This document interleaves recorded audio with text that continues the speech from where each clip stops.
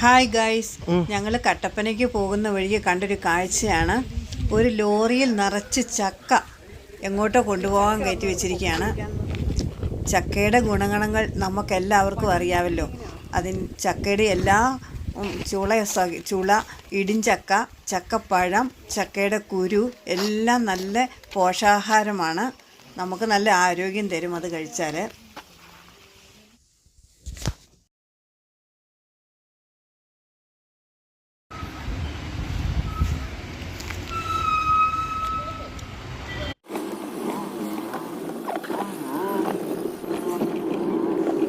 Kattappana bus സ്റ്റാൻഡാണ്. കട്ടപ്പനയിൽ നിന്ന് എങ്ങോട്ട് പോകാനുള്ള ബസ് നമ്മൾ ഇവിടെ നിന്നാണ് കട്ടപ്പന അത്യാവശ്യം വലിയൊരു ടൗണാണ്. കട്ടപ്പന ഇടുക്കി ജില്ലയിലെ രണ്ടാമത്തെ മുനിസിപ്പാലിറ്റിയാണ്. ഇവിടെ ഒരുപാട് വ്യാപാര സ്ഥാപനങ്ങളുണ്ട്. മലഞ്ചരക്ക് സ്ഥാപനങ്ങൾ കൂടുതലായിട്ടും ഉണ്ട്. ഇവിടെ ഒരുപാട് ഹോട്ടലുകളുണ്ട്. അടുത്തുള്ള സ്ഥലങ്ങളിൽ നിന്ന് വരെ സാധനങ്ങളൊക്കെ വിൽക്കാനും ഇവിടെ വന്ന് വാങ്ങാനും ഒക്കെ ആയിട്ട് ഇവിടെ ഒരുപാട് ആളുകൾ വന്നു ചേരുന്ന സ്ഥലമാണ്.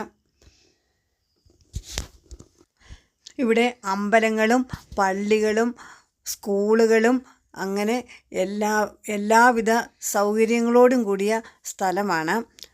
ആശുപത്രിയുമുണ്ട്. കട്ടപ്പനയിൽ മീൻ വിൽക്കാനും പച്ചക്കറി വിൽക്കാനും ഒക്കെയുള്ള പ്രത്യേക സ്ഥലങ്ങളുണ്ട്. ഏലത്തട്ടുകൾ, ഞെള്ളാനി ഏറ്റവും കൂടുതൽ വിൽക്കപ്പെടുന്ന സ്ഥലമാണ് കട്ടപ്പന. അങ്ങനെ എല്ലാ സൗകര്യങ്ങളോടും കൂടിയ നല്ലൊരു സ്ഥലമാണ് കട്ടപ്പന.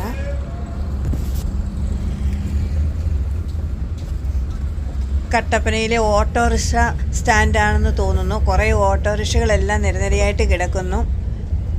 കട്ടപ്പന നല്ല തിരക്കുള്ള സ്ഥലമാണ്. എങ്ങോട്ട് നോക്കിയാലും നല്ല തിരക്കാണ്. കേരളത്തിലെ എല്ലാ സ്ഥലങ്ങളിൽ നിന്നും തന്നെ കട്ടപ്പനയിൽ നിന്ന് ബസ്സുണ്ട്. അങ്ങനെ പ്രകൃതി ഭംഗിയെല്ലാം ഒത്തിണങ്ങിയ അതിമനോഹരമായ ഒരു സ്ഥലമാണ് കട്ടപ്പന. ഏവരെയും ആകർഷിക്കുന്ന രീതിയിലാണ് കട്ടപ്പന. കട്ടപ്പന ഫെസ്റ്റ് ആയിരുന്നു എന്ന് തോന്നുന്നു. എല്ലാം കഴിഞ്ഞു. എല്ലാം അടുക്കിപ്പറക്കി വെക്കുന്നതാണ് കാണുന്നത്. മൂന്നാർ, തേക്കടി, രാമക്കൽമേട്, വാഗമണ്ണ്, അന്യ സംസ്ഥാനത്തേക്ക് എല്ലാം ബസ്സുകൾ ഇവിടുന്ന് പുറപ്പെടുന്നുണ്ട്.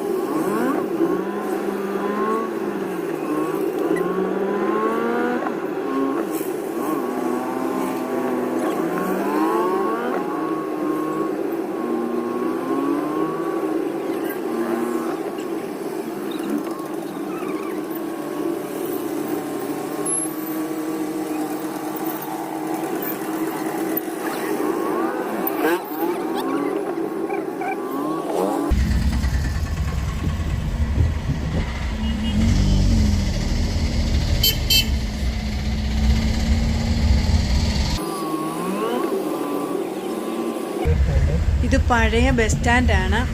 ഇവിടെയാണ് പണ്ട് ബസ് വന്ന് കിടന്നിരുന്നത്. ഒരുപാട് ആളുകൾ ഇവിടെ വന്ന് കയറി പല സ്ഥലങ്ങളിലേക്കും പോയിക്കൊണ്ടിരുന്നതാണ്.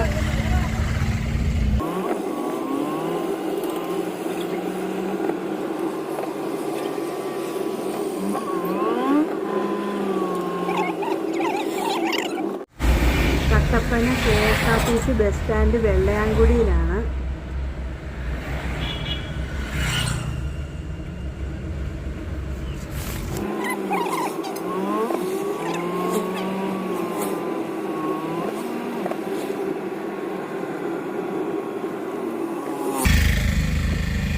ഹോസ്പിറ്റലിലേക്ക് കയറി പോകുന്ന വഴിയാണ്. സെൻറ്റ് ജോൺസ് ഹോസ്പിറ്റലിലാണ്. ഇവിടെ ഗവൺമെൻറ് ഹോസ്പിറ്റലുകളുമുണ്ട്. അതിൻ്റെ വീഡിയോ എടുക്കാൻ പറ്റിയില്ല.